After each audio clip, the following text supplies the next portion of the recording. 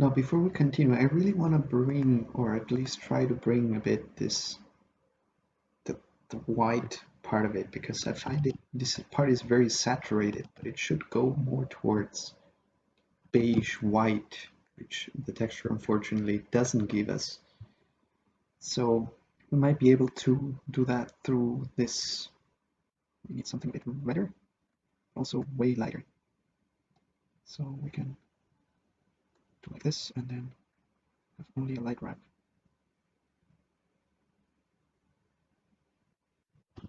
We have 3. Yeah, it's looking very different, but it's more towards what color this is. So we put this 5, for example. And then still make the gradient even stronger so that we have like a mixture between saturated midtones and more light highlights. Should be a bit more towards less red, more towards yellowish. There we go. It's a bit better. So now that we have this, let's put these attributes also on top to see how that changes. Let's make a new preset. It's going to be our favorite preset, Earth. Oops. Earth preset, save. There we go. And now we're going to put that preset here without the noise effects and without the textures. So we don't want to mess anything of that up. It looks quite a bit different. I will need to tone some things down.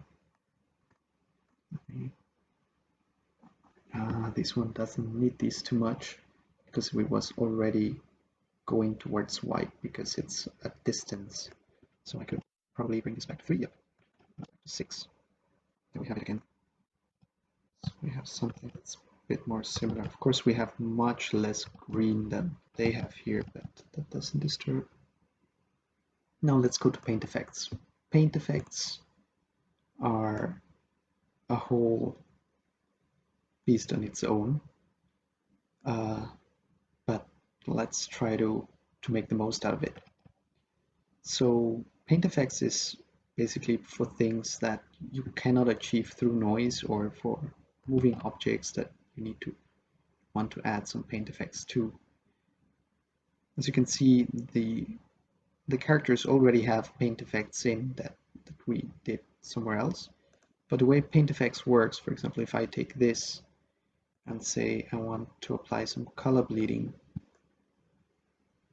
on the tip of this part,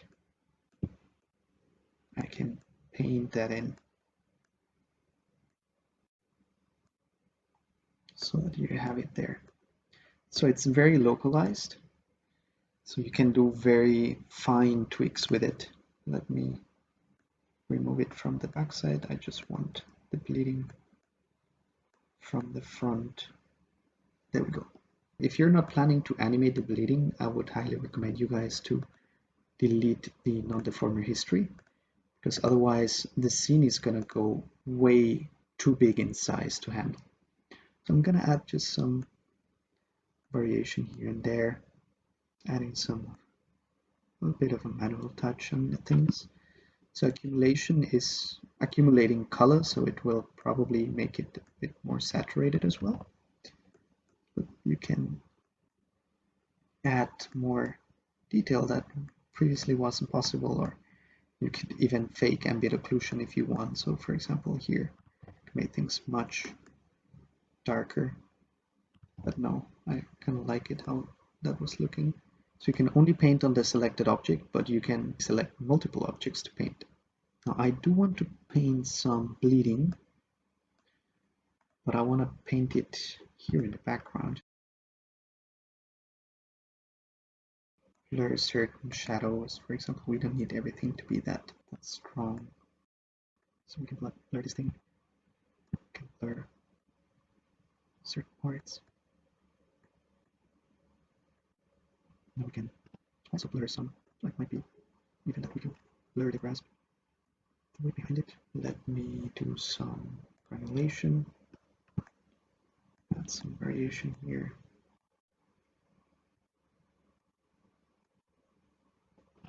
This is going to be even paint some shadows, why not? So we can paint here, go here and paint some, although I do like that there, but I can paint some shadows in general here.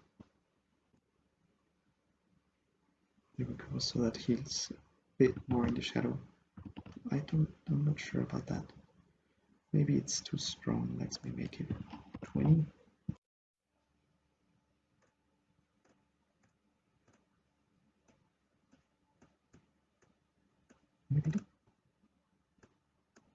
Okay, so if things like this happen, that sometimes whenever you're painting, the value doesn't really paint anymore, just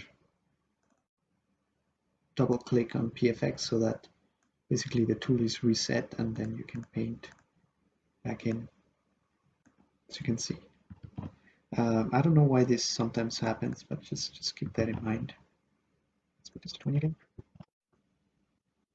There we go. It's a bit better. Let me paint some light here, because this part is quite light. No, not back there. I want to paint rather in the ground. So give it nice. Oh, sorry. There we go. And we can also paint a bit light in the background.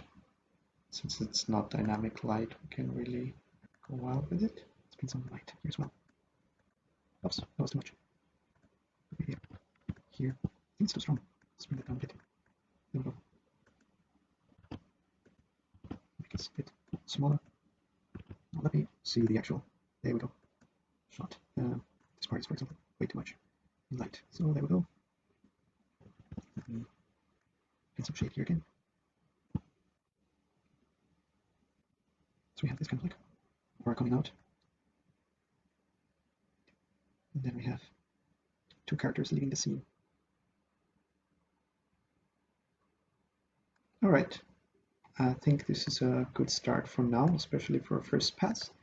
I still want to go into proxies, so let's get to that in the next video.